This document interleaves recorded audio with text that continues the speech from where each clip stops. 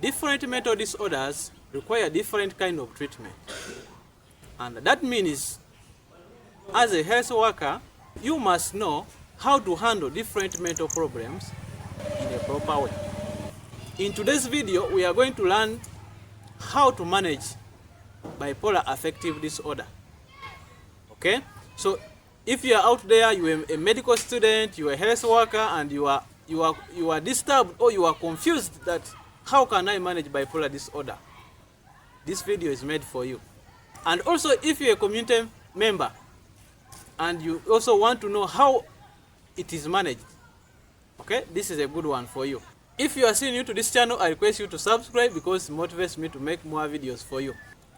There is a video that I've made about bipolar affective disorder where we say that bipolar is made up of bipolar 1 and bipolar 2. So bipolar 1 is where someone comes with excessive happiness, okay, or comes in a manic episode. Then bipolar 2, someone comes in a major depressive episode or in a depressive episode. Okay? So now, if you are handling a bipolar patient, you need to take your history well, and then you come to a proper diagnosis. We say that mania, someone must have what we call irritable mood, expansive mood, for at least 1 week. And during that period, someone must come with what we are calling inflated self-esteem or grandiosity. Someone must be talking good about themselves. Okay? So if someone comes with those criteria where he has increased goal activities and you say this is a diagnosis of bipolar, then this is the treatment. Okay? Since these people come with psychotic symptoms and also they come with mood symptoms, then the treatment has to come addressing those kind of what? Symptoms. So for someone with bipolar, you have to have what we call antipsychotics. So we have different types of antipsychotics. We have first generation, which have more side effects than second generation what? Antipsychotics. So since people with bipolar always come with a decreased need for sleep, like they have sleep problems, okay, we would consider giving them the first generation antipsychotics like Promethazine, because this one will help them to address their sleep issues. Okay? But different people react different to medication.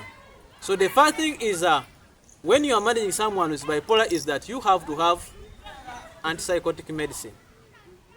That is the first thing. So you can think of the available drugs in your country. It can be Uganda, South Africa, USA, Canada. Okay? Look at the types of antipsychotics which are available. Okay? And prescribe only one antipsychotic. Okay? But in Uganda here, for example, we have Haldo, we have Promethazine, and these are available in injection form and tablet form. So you find out which dosage that this one require according to their body weight or according to the guidelines that you are using in your country. If you are still new to this channel, I request you to subscribe because this motivates me to make more videos for you. So secondly, we are saying that after giving antipsychotics in your prescription, the next medicine to add on is a mood stabilizer. Okay, some people with bipolar have what we call mood swings. Someone can be very happy, I am the president of Uganda, then at the same time start crying. That's what we are calling mood swings. They are happy, they are sad at the same time. So you need to give them what we call a mood stabilizer. Examples of mood stabilizers we have carbamazepine, we have sodium valproate, and we have lithium carbonate. So lithium carbonate is a drug of choice. So you don't just give to anyone that medicine because it has a lot of side effects. Okay? Then also sodium valproate, we have seen that it is contraindicated in people with reproductive age. Those are females. Let's say from 12 years, as long as they're female, it is contraindicated in that it will cause what we call congenital abnormalities. Okay? So as we give this medicine, we have carbamazepine, we have sodium valproate, Those are the commonly used drugs. So when you prescribe antipsychotic medicine, make sure you add a mood stabilizer. Okay, you can put it BD in the morning and evening time. Okay, and since you have prescribed antipsychotics, we say that always put medicine that controls the side effect, that is Benzixol or Artane. These medicines come with side effect. Antipsychotics always present with extrapyramidal side effects. So don't forget to prescribe Artane or Benzixol. If Artane is not there, we can use Promethazine injection or Promethazine tablets to control what? The side effect of antipsychotics. But also you can monitor the side effects of some of this medicine like carbamazepine, because also it can have Stephen Johnson syndrome, where someone comes with darker punches on their skin. Okay, so basically people with bipolar, they require admission in a hospital setting. Why? Because they may cause harm to themselves or to the community.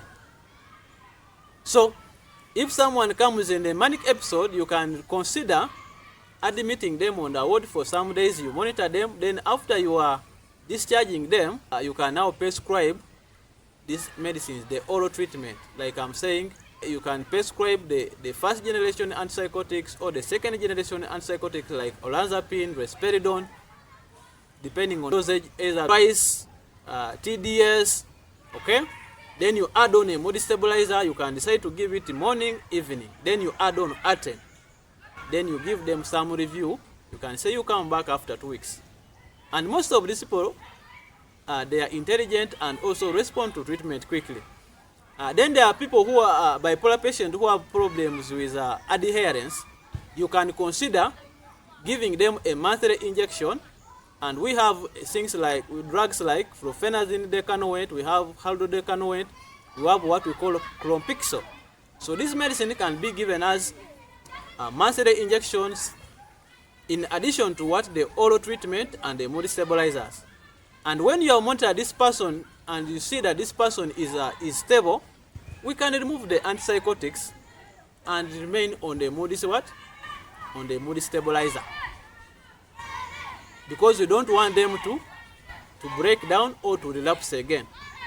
Okay, for more information, please, I request you to check with your clinical guidelines or the standards that you use in your different countries, the national guidelines on how you manage someone with bipolar. But this video has been for educational purposes, and if you are a bipolar patient, you can still ask me some questions in the comment section, or if you're a community member and you still want to know more about how to handle a person of bipolar, please let me know in the comment section. Thank you so much for watching my video. If you are still new to this channel, I request you to subscribe. Thank you.